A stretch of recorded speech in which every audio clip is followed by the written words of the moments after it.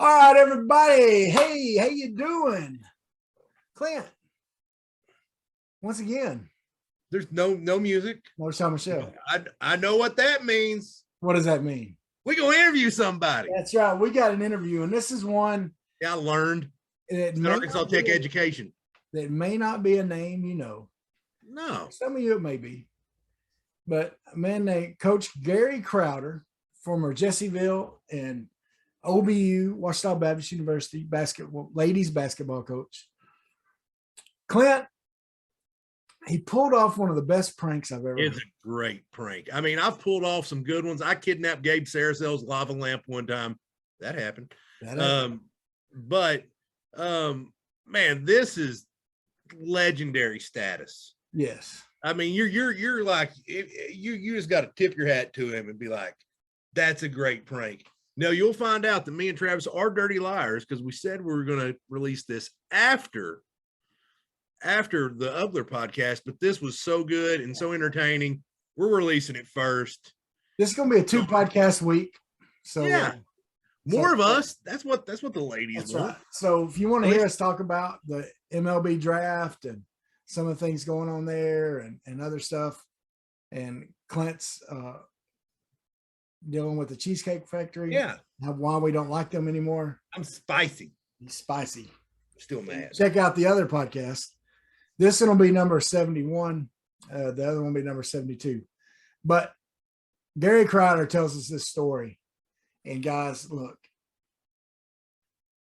you're going to want to share this with people. Yeah, it is great. People need to hear this story. It doesn't matter if you're from Arkansas or not. It happened in Arkansas, but you're talking about one of the best, especially sports pranks that these guys did. A prank that lasted from 85 to 88 and is still alive today in many ways. Okay. Yeah, you hear how it got caught. You hear everything. Yeah. You hear about a short guy being really salty. That's right. So listen, like and share this video. Tell people about it. This is one you don't want to miss. Coach Gary Crowder talking about the Village Academy prank. So good. So good. Y'all guys enjoy it. 1, 2, 3, 4. You ever seen a lame man walk? Ever heard a dumb man talk? Never seen a blind man see? I promise you will change his thing. You ever seen a cancer dead? Ever seen all the poor get fed?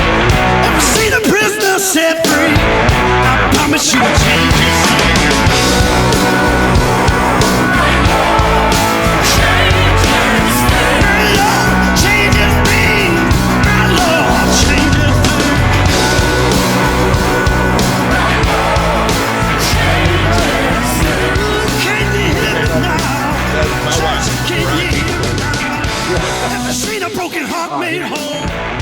Hey everybody, it's the Big C and Bigger T podcast. I'm your boy Bigger T, Travis Johnson, joined as always by my man. He's on this side probably, I don't know. Big C, Clint Clark, coming live from Greenbrier, Arkansas. How's it looking in Greenbrier? Is it hot? It's hot, humid. Yeah. It's downright unpleasant. Unpleasant. Okay. Well, Clint, we got a special guest this week. I know. I read an article a few weeks ago, and something I didn't know about. And you've been obsessed about it ever since. I've been obsessed about it because I thought it was one of the funniest and coolest things I'd ever heard. Yeah, Coach Crowder, he's probably came across a little stalkerish. Yes, right. I apologize on behalf of the podcast. I know. But when I saw the name of the person who came up with the prank and who played the prank, I said, I got connections to that guy. Well, I started making some phone calls. And Coach Gary Crowder, former Jesseville High women's basketball coach for a long time and former OBU ladies basketball coach, with over 700 wins in his career. It's a lot of wins. It's a lot of victories. Coach Crowder, did you ever get tired of winning? Did it get old? Yeah, it just, all it does is tells you that I've coached a lot of good players and that I'm old. Yeah. Those two things, when you got a lot of wins like that. You've been fortunate to coach good players Yeah. and coach a long time. So that's about all I can Well, say. and he's also the man that helped me understand the inner workings of the 1-3-1 defense. When I took his basketball coaching class at OBU, he was, I don't know if he was a big fan of that one, but I got was a lot of fun. diagramming for me because Those are I'd some good always want days. Stolen do it. So, Good days. Barry Crowder, thank you so much for joining us today. I'm excited to be here. Excited to talk about Village Academy and any other things we got to talk about. Well, before we talk about Village Academy, because we're going to get there and that's going to be the meat of it, but tell a little bit about just your growing up, how you got into coaching, where you got your start. Because I mentioned the two that you were at the longest, I guess, but were there some places before that? Or, how did you get into? Well, Travis, I only coached 3 places, and when I finished college in 1979, I went to Taylor, Arkansas, which is a little small school down on the Louisiana line below Magnolia. And I was there for 3 years and coached girls basketball, coached baseball a couple of years. I was I played baseball in college at Henderson State. And then I left and went to Jesseville, and I was there from 1982 till 1995, and was very fortunate to have a lot of good teams and coach 13 years there. And that's where we get into, when we get to talking about the Village Academy story, that's kind of where all this come out. And then I was fortunate enough to be able to be hired at Ouachita Baptist University in 1995 and worked there until I retired in 2019, March of 2019, for 24 years. And currently now I'm on the staff of the Fellowship of Christian Athletes. So I help down here in the Arkadelphia area with that. So that's a little bit about my background and my career. And God's been good to me every place I've been. So yeah. Now, how was that for you? Because I think you told me, and now I pay half attention on here, so I may get the facts wrong. No, you said you graduated, you're ready. Yes. So you literally graduated across that's like the Hatfield playing for the Babylon across the ravine. Yeah, the Battle of the Ravine. Now I took a couple recruiting trips to OBU before I went to Tech. At least they were pretending like they were going to let me play football. I don't know if they were serious about it. And I went to OBU Henderson State football game. I went to a basketball game. And as the kids would say, they were litty. No cap on that. Yeah. So how was that for you? Did you feel like you were playing for the enemy? How did that feel? Well, let's just put it this way. Somebody said this, it's amazing what a paycheck will do for loyalty. Okay. So when I was hired at Ouachita, I became loyal to Ouachita. That was unusual, though, having grown up as a Reddy. And, you learn to hate Ouachita when you're in college. That's the big rivalry. Yeah. And, of course, the football games are just the best in Division II. I mean, you pack the stadium. And, I was a diehard Reddy. In 1975, Ouachita beat Henderson, had a 4th and 25. They had to make it. Both teams were undefeated or, battling for the conference championship in the last game of the season. And Ouachita pulled it out, and I was just sick as a dog, but that Ouachita had beaten Henderson. But that all changed, like I said, once I started getting that paycheck. But it's a great rivalry. There are people in the community that have been on both sides, and so you got families where one person will work at one place and maybe one spouse will work one place and the other one will work somewhere else and or at the other place. And so it's just a friendly rivalry, and it's really the game day is just really special. I mean, it's the community shuts down basically, and everybody's at the game, and it's just a neat atmosphere. I'm hoping one of these years it lines up where it's just a crap week in Division I football. FBS, there's no good games. Yeah. And it lines up with the Henderson Ouachita game, and they'd be like, you know what? We need to put this at the Battle of the Ravine just one time. Yeah. I think if any Division II rivalry deserves it, it would be the Battle of the Ravine. And that's coming from a guy that played at a competing Division II school. I think it would be a great scene for College Game Day. I really do. Well, it's been talked about. I mean, and and it has received national publicity. Sports Illustrated did a little article on it a couple of years ago, and and so maybe someday we might see Game Day there. So, Coach, I know a little bit of how you feel. A little bit. My first youth pastor job, we grew up in Greenbrier, but all my kids at my first church went to Valonia. And so I had kids that played for Valonia. And then one of our best friends took a job at Valonia. And so I had to start rooting for our high school rivalry. It's a little weird. It hurt for a little bit. Yeah. But oh well. But anyway, yeah, and like you said, those games, still the best basketball game I ever watched was at OBU. It was the one, you remember Lamont Page was playing for the guys and he dunked in the 100th point. Yes. Yeah. And a couple guys were arrested at halftime. Ron Gore, basketball player for Henderson, got ejected for punching and then got punched the mascot and punched our mascot, which was my roommate, Mike Floyd. It was a whole crazy thing. But there was probably an extra 800 people just standing, not even in seats. You've seen some crazy things. Back years ago, the Henderson State kidnapped the OBU athletic director's wife for a night. Yeah. Of course, you wouldn't get away with that today. No. But there are crazy things that have gone on with this rivalry in football and basketball both, really. So, okay. Now, speaking of crazy things, especially crazy pranks. Okay. You had, we can talk about, your great career at Jesseville. Okay. However, at Jesseville, you pulled something off that I think needs to be told more. And I know it's been told a lot. And since I read about it, I'm like, a lot more people knew about it than I thought. But still, there's a lot of people that don't know about it. So tell us about how Village Academy came to be. It should tell you something. It's 37 years since this started, and we are still talking about it. In fact, I've got on this shirt. I don't know if people can see it, but a Village Academy shirt right here that Rock Printers. Tell me they sell the merchandise at Rock City Outfitters. That's it.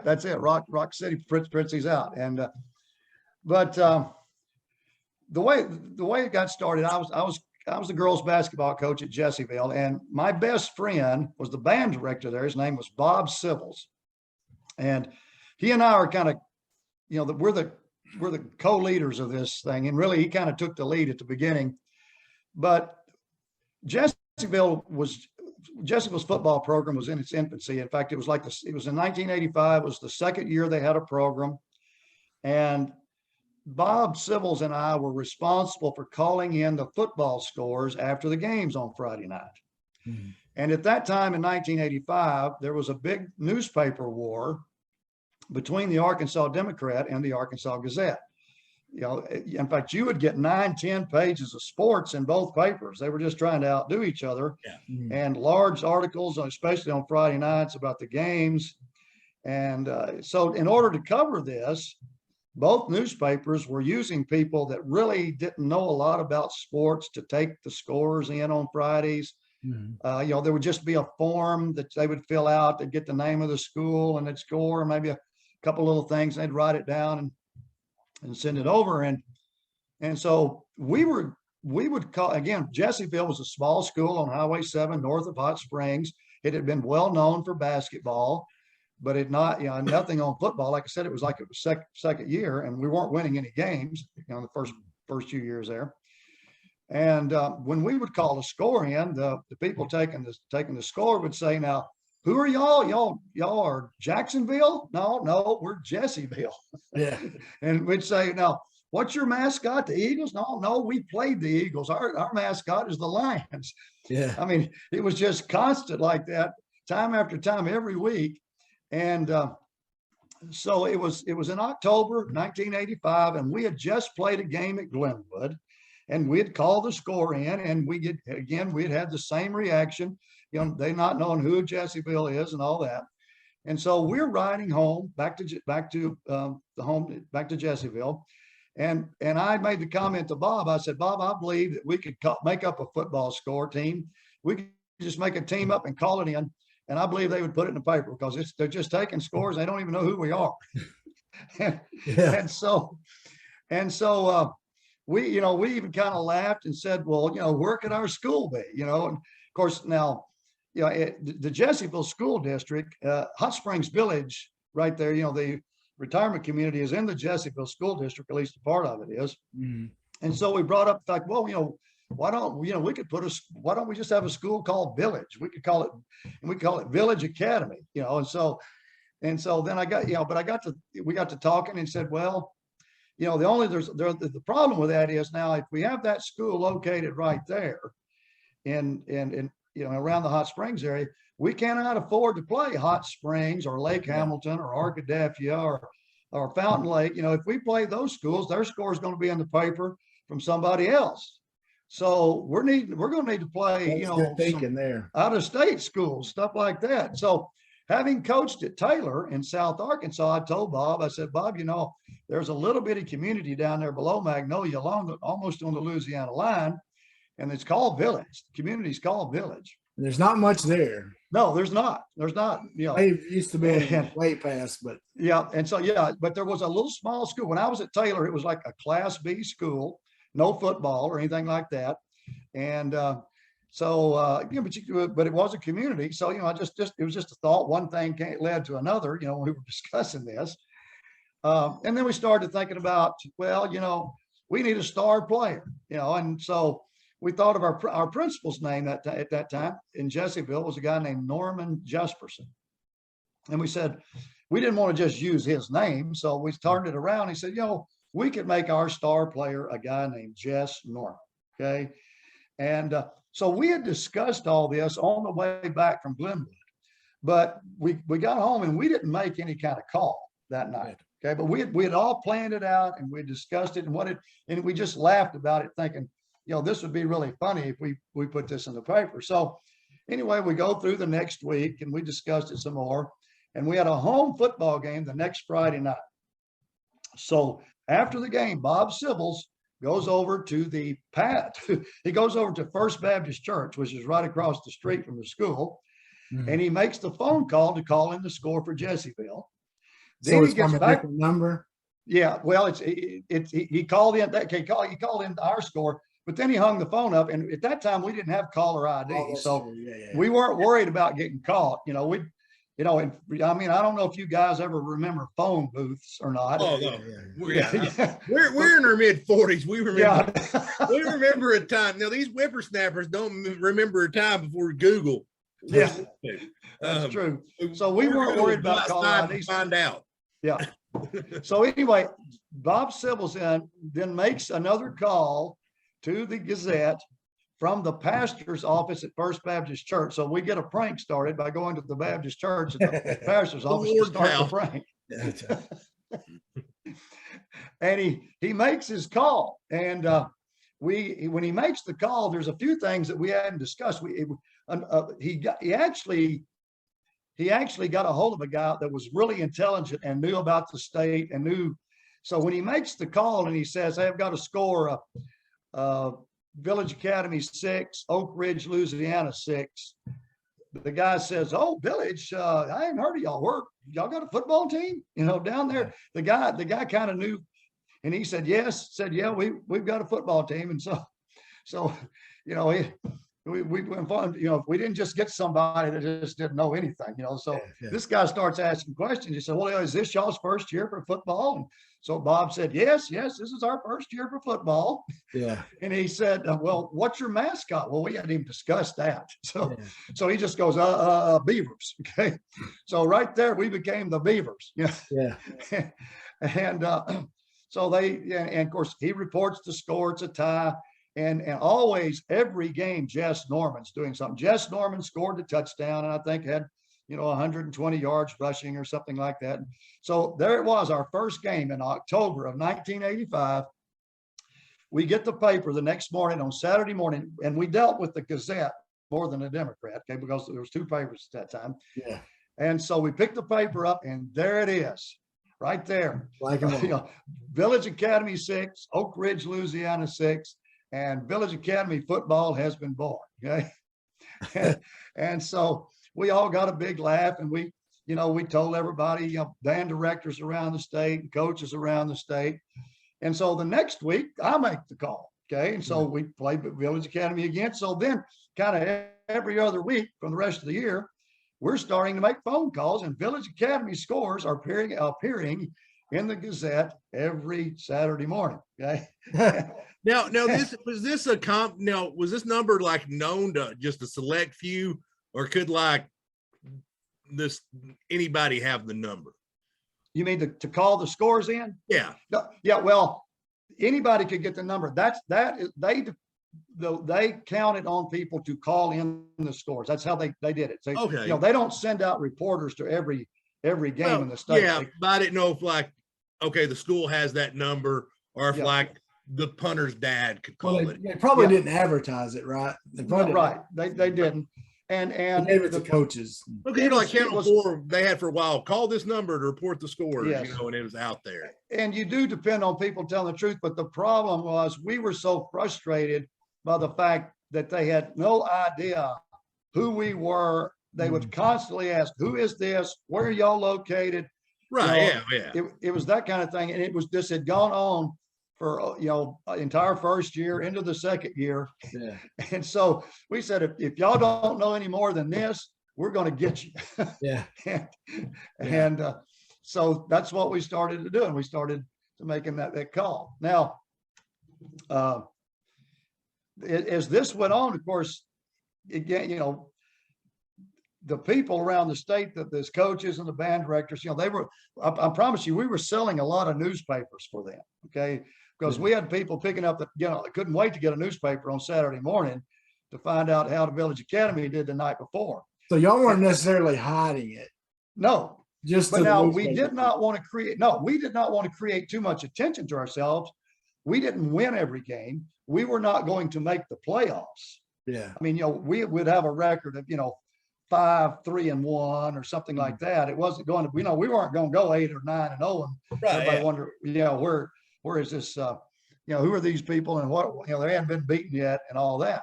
Yeah. And and this could, now as we started doing this, the faculty at Jesseville really started to getting into it, and because they knew what we were doing. Yeah. And we had faculty members that started doing things like they wrote a fight song.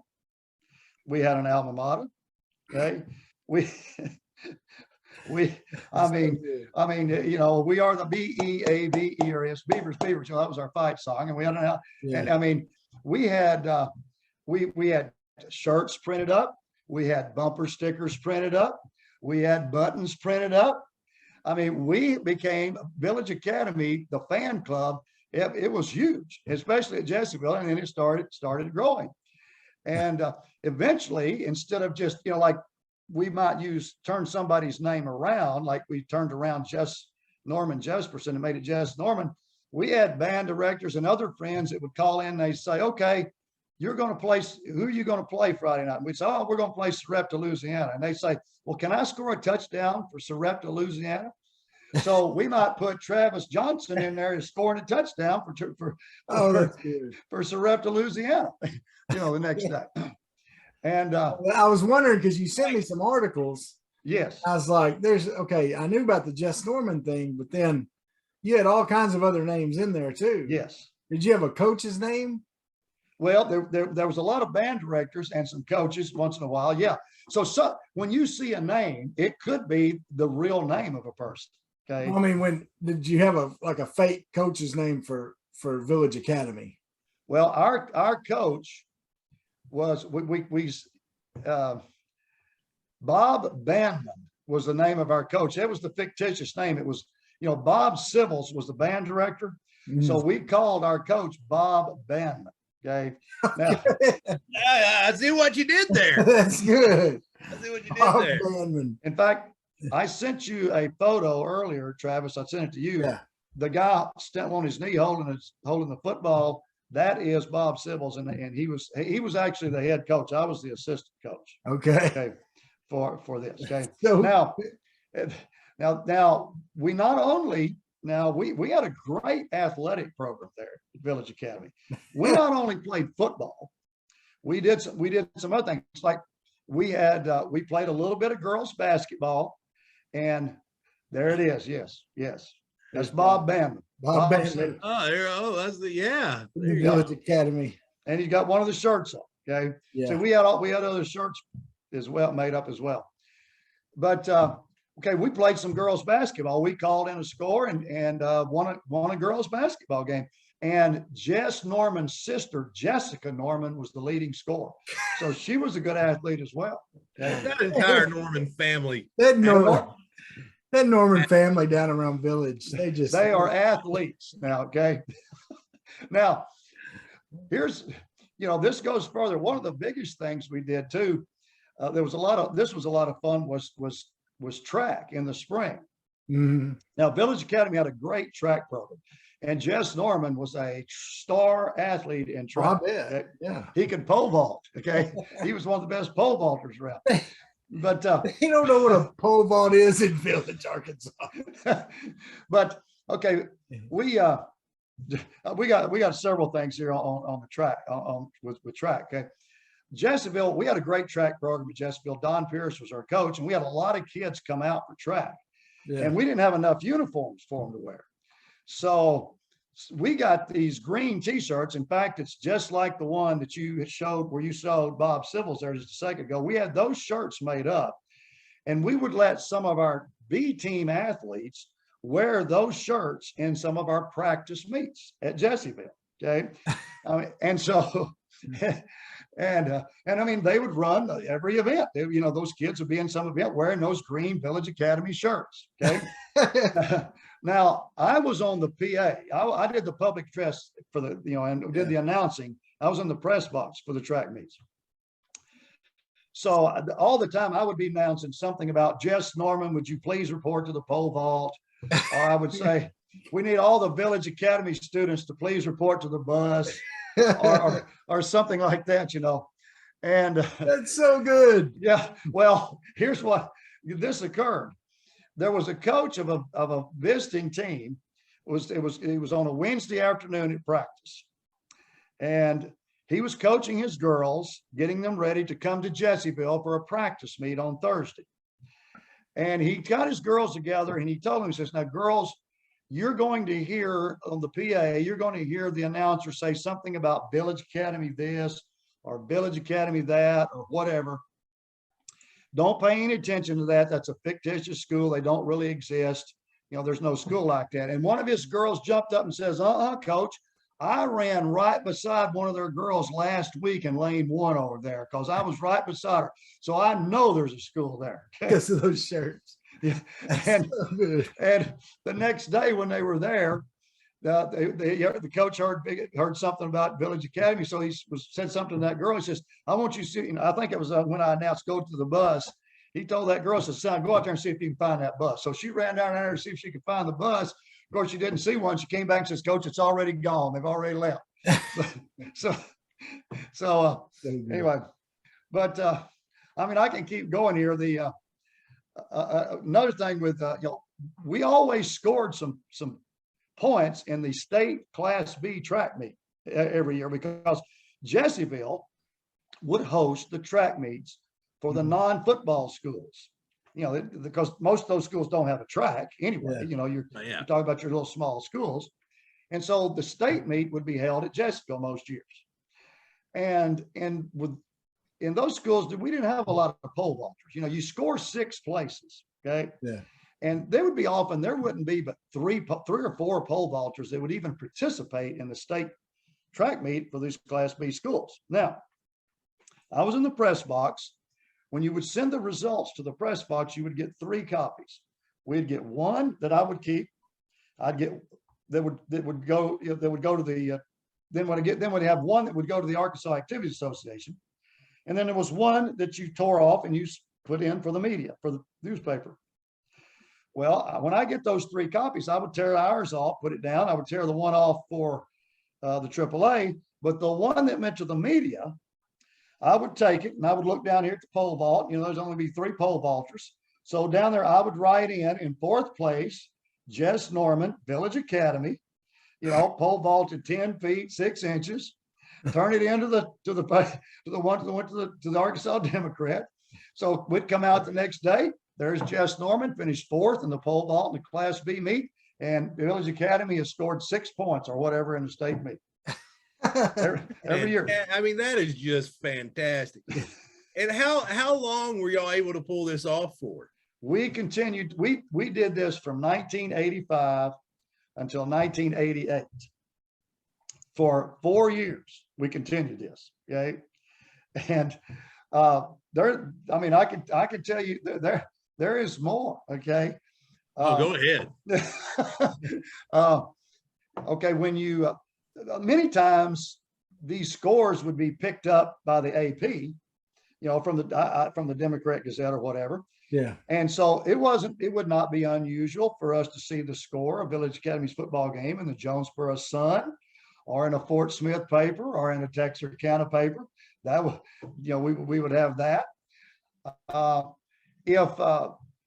Again, during those days, you know, if we were to have inclement weather, like in January, February, snow, ice, back in those days, in the 80s, they would just do a roll across the screen, the bottom of the screen, you know, like if the news was going on Channel 7 or Channel 11 or whatever, they would just run a scroll across the screen of all the schools that had been closed. Well, guess what? If there was any ice or snow anywhere, Village Academy was always closed. Okay, you'd see it running right across the state television that Village Academy was closed. Well, they closed Village Academy. Why aren't they closing Magnolia? Yeah. Some point. Kids in Magnolia just salty like. It was funny. We seemed to always get Northwest Arkansas weather, even though we were located in South Arkansas. That's right. That's so good. There's a state photographer, a guy named that did a lot of photography for the state of Arkansas athletic teams, a guy named Bob Hurt during that time. And he was a big fan of Village Academy. And so each year at our coaching clinic, and it was all, and at that time it was always held in July in Conway, you know, where all the coaches come together and we'd play the all-star games, the football game, the basketball games are big and all that. Well, at the clinic, he would have a display to try to promote his business. And he made a big green banner that said Village Academy. In fact, the green banner that I sent you on the picture, Travis, I think one of the photos that I sent you is of that green banner.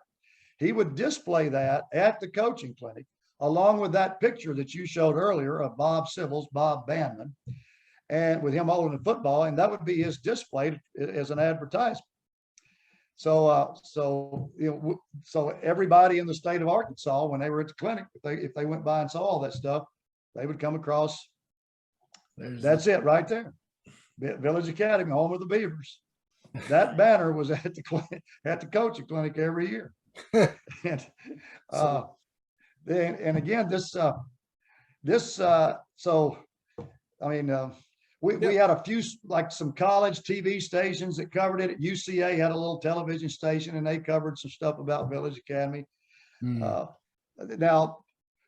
we also had some banquets. We actually had, in fact, the very first date I ever had with my wife was at the Village Academy athletic banquet in the spring of 1987. And wait. Y'all had. Yes. We went to Ron's Pizza in Hot Springs. Now it was small. Yeah. Okay. But we had probably 25 or 30 people there. And we had a lot of faculty and we sang the fight song, sung the alma mater. We always, we had a schedule we put out every year. Now, one thing about it, we didn't play any home football games. They were all on the road. So when you saw our schedule, it was all road games. Yeah. And we talked about, we didn't have a homecoming. We had a there coming. Because we always had to go there for everybody to get to meet. So, and we just told the story of it. Again, now this went on from 85 to 88.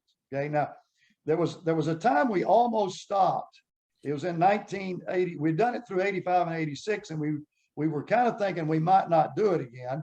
But then I was dating a person, and I was trying to get a laugh out of them. So to keep it going, I called the score in and kept it going. So we kept it going through the next 2 years. And finally, and you may be wondering, how did this all end? Yeah, no, I want to ask, but I was like, you were going telling some great stories. I wanted to hear them. Yeah. Okay, let me back up before I finish this too, because I left out some things that are kind of cool. Now, Jess Norman was not only a great athlete, but he was also outstanding in band. And he would, yes. And the band director's influence. Yes, the band director made sure that when he went to band camps, and he was an Arkansas Tech graduate, by the way. Okay. Oh, well, I mean, he would go to band it's the camps. Harvard of the South. I mean, I disagree with Coach Mullins. Mullins says UAM's the Harvard of the South. No. There you go. You got to be a genius. Absolutely. I discovered this on the podcast last week. My final two college choices were MIT and Arkansas Tech. There you go. So. Well, every year at band camp, Jess Norman would be listed in some of the awards. He would be, I don't know all the band stuff, but third or fourth chair or top chair or second chair, some of these instruments they'd play. So his name would always be listed. Okay? No, did Jess Norman have any scholarship offers? I mean, now this is the truth. Okay. Okay. Jess Norman got letters of interest from Southern Cal, Texas, and some other places like that. They were sent to my address. I had them. Oh, wow. They were mailed to my address. Yes. Oh my goodness. You know what? There's some like legit athletes that were fair high school athletes right out there right now listening to this that are so salty because some made up guy got scholarship offer or letters from USC. Well, he got some interest because our football coaches at Jesseville sent some information in and put the school down to those schools that about we have a guy named Jess Norman from Village Academy. So they just filled out some kind of information sheet, sent it in, and then then we'd get a letter of interest back. Then it always came to my address. That's so good. It's so good. Fantastic. Is that crazy or what? One funny story in Bob Civils. Bob's daughter was after she graduated, went to the University of Arkansas, and she was in the said she married Jess Norman. I was gonna be like, what? Yeah. Okay, you're gonna laugh at this. She was in the Razorback band, and her future husband, a guy named Jeremy Ford, was also in the Razorback band, and they shared a locker. Now, during the summer, Bob Civils, this was a little later. This was actually after we got caught. Okay, so we weren't actually reporting scores anymore, but I can wonder why. Bob Civils was working the camp, and he was in charge of assigning lockers to all the campers. And so his daughter, Mandy, and her future husband, Jeremy, they shared a locker, but they had to take all their things out of that locker during camp. And Bob had the keys to all the lockers to let the campers use the camp. So when the camp was over and all those campers took their stuff out and they cleaned their locker out, he knows which locker is Mandy's and Jeremy's. So he puts a note because he knows they're going to come back to that locker. So he puts a note in that locker from Jess Norman and says, Mandy, I love you very much. You're the sweetest thing, and he puts that note in there, and he's thinking that Mandy's going to be the one to come back and see that note. Yeah. Okay, when they come back a few weeks later. But guess who got to it first? Oh no. Jeremy. And now when Jeremy gets to that note, he sees that note, Jess Norman, I love you, Mandy, and all that. He doesn't know the story of Village Academy. He doesn't know the story of who Jess Norman is. And he is furious. I can see he'd be a little spicy. Yeah. And I mean, so Mandy and Bob, they had to do some explaining. They had to go find some newspaper articles of Village Academy games to show them that this was really a prank and it wasn't real. Oh, I mean, just imagine that conversation. Yeah. Honey, I promise he's a made up person my dad made up. I promise. It's a figment of my dad's imagination. Yeah. Yeah. Yeah. Very likely, honey. Very likely. Tell us about how it ended. Okay. Like I said, we're in our 4th year, and it's 1988. We've been doing it since 1985. And there were really only 2 people that did not think it was funny. And that was Wally Hall. Okay. And we had one of our administrators at Jesseville. He was our elementary principal at that time, a guy named George Foshee. And he was scared to death that it was, that we were going to get caught, something was going to come out. It would be a big blow up in the paper, and it would be a really negative, on us and on Jesseville.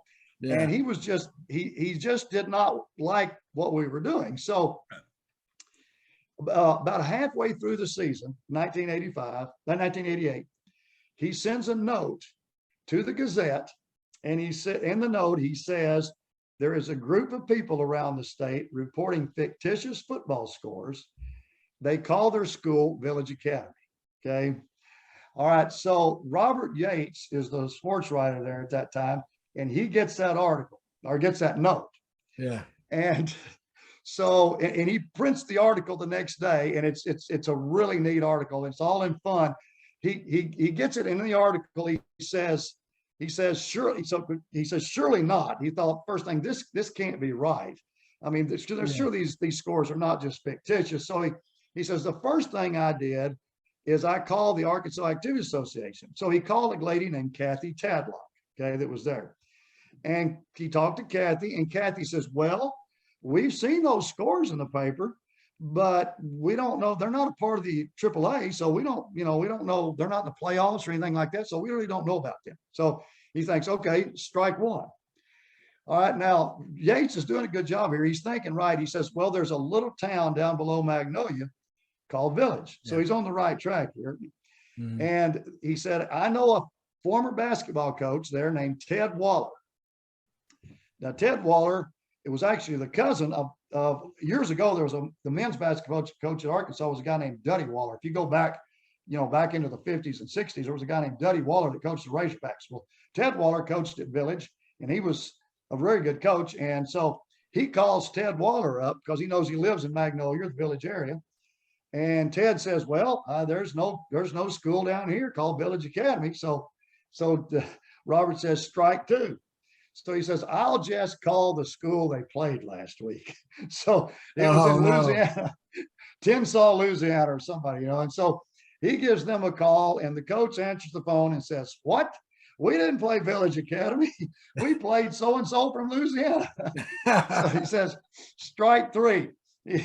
But then he continues on. He says, guys, I tell you what, though, you guys are outstanding. He said, y'all have got a great record.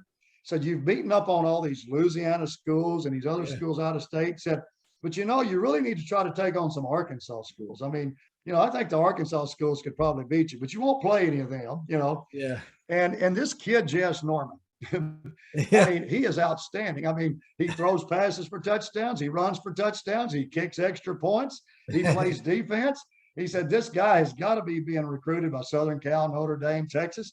Yeah. I know, and it's just, he just does the article all in fun. And at the end, he says, guys, I got to admit, you got us. So he did the article up really nice as a joke, as a prank for what it was. Okay. Yeah. Now that's not even the end of the story though. Okay. That spring we had another athletic event. Okay. And this time at Rod's Pizza, we probably had 150 people from around the state that came, and people that had their name in there, people that had read about it, heard about it, thought it was funny. And in fact, and we told the story, and at that time, the Arkansas Activity Association's director was a guy named Lamar Cole. That's Lance Taylor now. Lance Taylor's, is our leader now. He came down all in fun with a blank plaque, and he presented it to Bob Bandman. He says, I want you to just have an award. And it just said an award. Okay. It's I mean, that was it. And he made, he laughed about it, made fun. Robert Yates wanted to come, but Wally Hall wouldn't let him, and I guess I can see why. But anyway, that was so neat. And like I said, we had video of a UCA television station talking about Village Academy. We've showed video of going across the screen. When schools were closed, we had all these articles and stuff for people to read. Yeah. Anyway, that's kind of how we got caught, and kind of how it ended. Although I will say this, once in a while, you will still see Village Academy pop up somewhere, like these shirts. Yeah. That's awesome. Now, did they ever find out it was you, or did you just kind of, once they were like, all right, you got it, you were like, yeah, I did that. We did that. They knew it was us, but they never mentioned us in the paper. I mean, they never made it public that it was us. Okay. But everybody knew it was, they knew it was us. Now, right. You probably weren't hiding it, okay. really. Yeah. Well, now in just a few years ago, Hooten's magazine put out a 7-page article as like it was a 30-year anniversary of this. And of course, Bob Civils and my name are mentioned. Rex Nelson wrote an article, and you can go to the Arkansas Encyclopedia right now. And there is a big article that tells the entire Village Academy story. And it mentions that Bob Civils and me were the ones that were involved and did all this. So yeah, it's all out there, that it's not hidden that we did. And that's the article I came across, was Rex. Yeah. Yeah. The Arkansas Rex, Encyclopedia. I think we talked about it on the podcast, and he's been dying to get you on here ever since. Yeah. It's just so amazing that y'all did that. And the thing was, it's called a prank, but it was just in good fun. Yes. No one was hurt. And the fact that so many people gathered around it. Now what's the deal with the brick at the Razorback Foundation or something like that? Okay. Well, it's not really, Bob Civils contributes to the Arkansas Razorback Foundation, but when he contributes through the Village Academy Booster Club. So when you get their programs or you get their publications that shows who all is contributing to the Razorback Foundation, Village Academy Booster Club is still contributing. So we, even though our football program's been shut down, we still have a booster club, and we are supportive of the Hogs. That's so good. I just love this story, man. I just love it. I mean, it has been, everybody that hears, especially like somebody for the first time, they laugh about it and they're amazed that you could do this for 4 years. Yeah. And if I don't know how much longer we'd gone if George Fossey had not turned in that note, we might have been doing it for 6 or 7, 8 more years. I don't know. I'm just, because I was wondering how, I don't know if you could get away with that nowadays. No, it would be very difficult. It would be very difficult. Technology the way it is. Then I was like, now, I wonder if he thinks Bishop Sycamore owes him any money for making up a fake school. But they actually played games. I can tell you this, the Arkansas Gazette sold a lot of newspapers they would not have sold if Village Academy had not existed. Yeah. Because we had people getting up, buying papers, wanting to see, they wanted to find out, they wanted to read their name in the paper, they wanted to find out how they did. Yeah. All over the state, there were people doing that. So. Oh, if I would have known about it, I would get the papers anyway because I followed it. But, so you said Wally Hall didn't like it very much, which makes me like it even more. That's right. Again, the whole purpose, the reason why we started is because we became so frustrated with the fact that they didn't. So we said, look, if you're not going to pay any attention to who we are, we're going to play a prank on you, and we did. And like I said, it didn't hurt anybody. Nobody got hurt. This didn't offend anybody. I mean, and it actually helped them because they sold papers. So we thought we were actually doing something good. Well, Clint, I joined a new fantasy football team league, and with a friend of mine, and my team name is Village Academy. There you go. You still see that. I mean, there was an article in a New Mexico paper here not too long ago. I'll say not too long ago. I think it was 4 or 5 years ago that did something about it. So every now and then you'll find somebody, somewhere that'll hear about this. We, back in those days, the late night show was with Johnny Carson, who was really famous. Yeah. And we sent this in to him. Now he didn't, we thought it had a chance, it would have a chance to get on, but it didn't. I mean, he didn't. Because he would do those local stories or whatever. Yes. Yeah. Yeah. But still, we- I mean, here you are. We're 36 years later. You know, from when you started this, you did it. The first one was at 86, 85, 85, 37 you're years later. 37 years. That was that Arkansas Tech education doing the math there, guys. So finger to my head because I'm really smart. No, but here we are, 37 years later. You're on a mediocre podcast talking about it. Yeah. I mean, that's cool. I mean, it's a prank. Yes. The number one is hilarious. Yes. Number two, upset Wally Hall, which is hilarious. And number three, you're talking about on a mediocre podcast. I mean, Well, and it was, it's and once the again, test of time. Yeah. it was fun. Y'all Yeah, had it was fun with fun. it. No one was hurt. It was just a lot of fun. Well, I mean, like I said, Hooten's magazine did a big special, and it was like 7 pages. Yeah. You know, and the name of it was football, or FEAUX, you know, Oh, yeah. football. Football, you know. yeah. Yeah. So, and you know, had some pictures and stuff like that. So, it's amazing. It's lived this long, and you'll still, like I said, still see things about it, still see shirts, you know, still get to talk about it. I don't know how long it'll live, but it's everybody finds out about it the first time. They want to hear it. Hey, tell me about the story, you know. Yeah. And we never get tired of telling it. I can promise you. I wouldn't either. And, you know, we're so glad to have you on here because now it's going to be told even more. Yeah. Because the people that listen to us, even though it may not be the, you know, biggest crowd in the world, but there'll be enough folks that'll carry it on also. It'll get around, and and somebody will tell somebody else, and they'll say, "Hey, tell me about it," or they'll want to hear about it. So That's right. it That's lives good. forever. Go Man, Beavers. I always appreciate a good prank. I really, really do. And especially when, the ones where you're like, you got me. Yeah. well, You and can't that be mad about creating the PA at the track meets and doing that Yeah. and putting on those, you know, your other runners, the shirts and all. I mean, that kind of stuff. I mean, just You know, we tried a few years later. We almost got it on again. The guy at the newspaper told us this.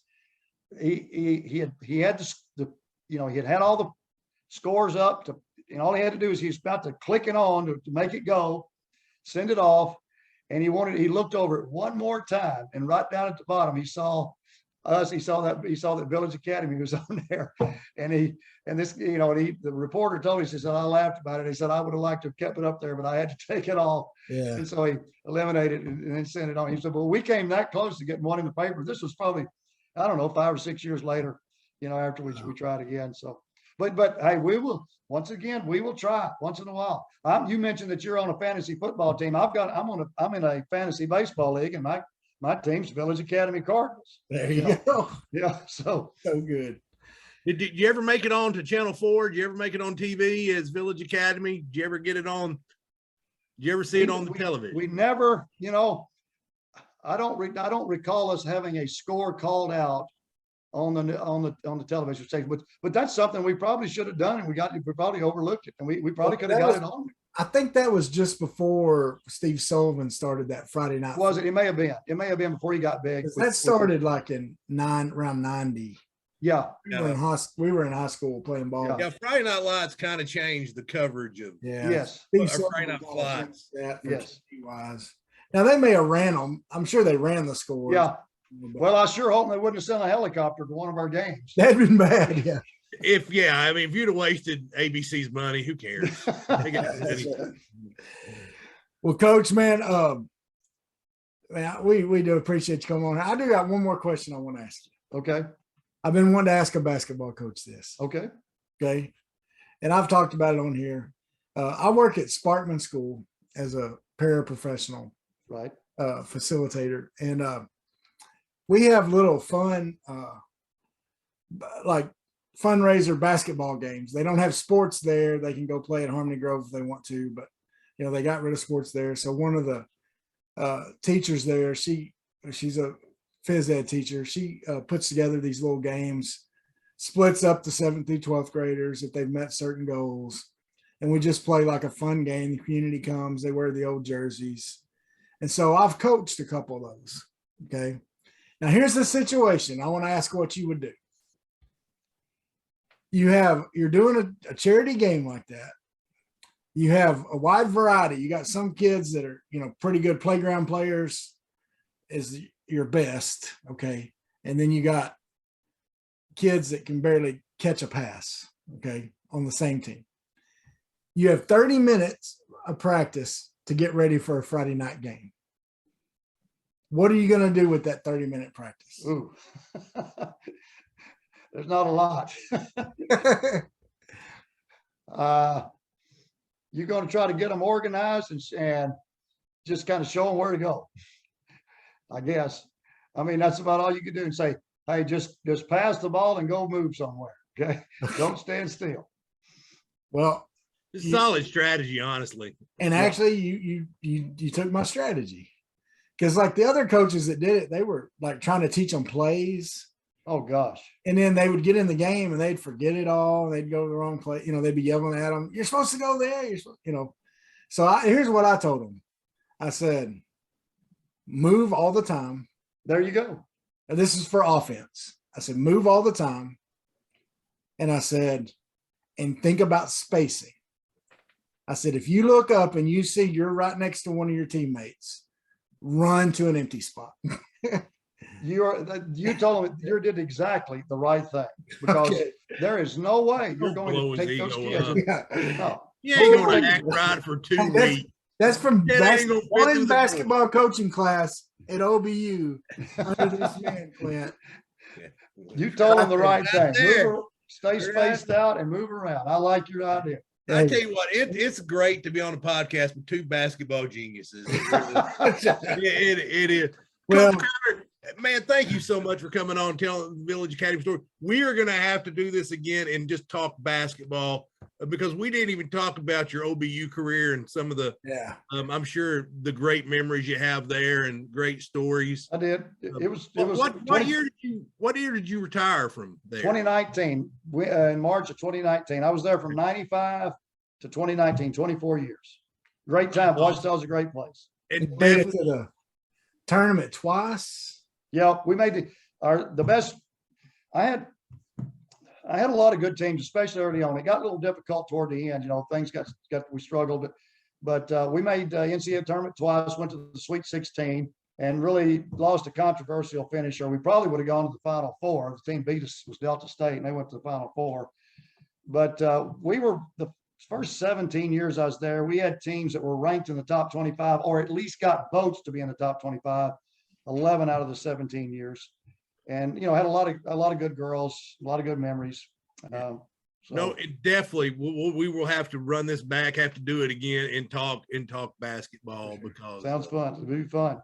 I'm really glad, Clint, because I've also seen Coach Crowder in the middle of a game or in the middle of a practice, and he turns a very weird shade of red when he gets fired up. Okay. And so we didn't upset him. So I didn't see the red glow. So we didn't. No, you didn't upset me like my team in practice. That's right. We start missing free throws. Yeah. Now, this wasn't as scary for me as last week, because last week we had Mullins on, and I had told everybody, I said, if he goes first group ready, and blows a whistle, and I'm just going to take off running. I'm not going to think twice about it. Like, I'm just going to be like, I got to go. Yeah.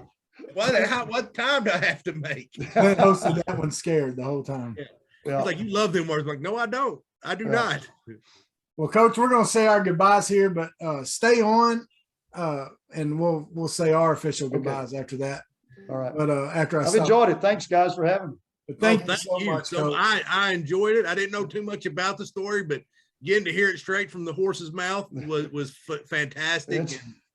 And I love it. It's amazing when you hear these good stories, how fast an hour will fly by. Yeah, it did. It went fast. You're right. So you will. Coach, once again, thank you. And, thank you for, like I said, I learned a lot in your basketball coaching class. I really enjoyed that class. I was a football guy, but I played a lot of pickup ball and 3-on-3 tournaments and stuff like that. And so those are good times. I never got to learn, I never was on a basketball team where I learned. So a lot of that stuff, besides just reading books myself on it, I learned in your class. I learned a lot of the details of the way things work, and it made me a better basketball watcher. So good. I appreciate it. And definitely thank you for coming on here and spending time with us. It's such a great story. And we want to keep it alive because it's Absolutely. You're welcome. Enjoyed it. I love it.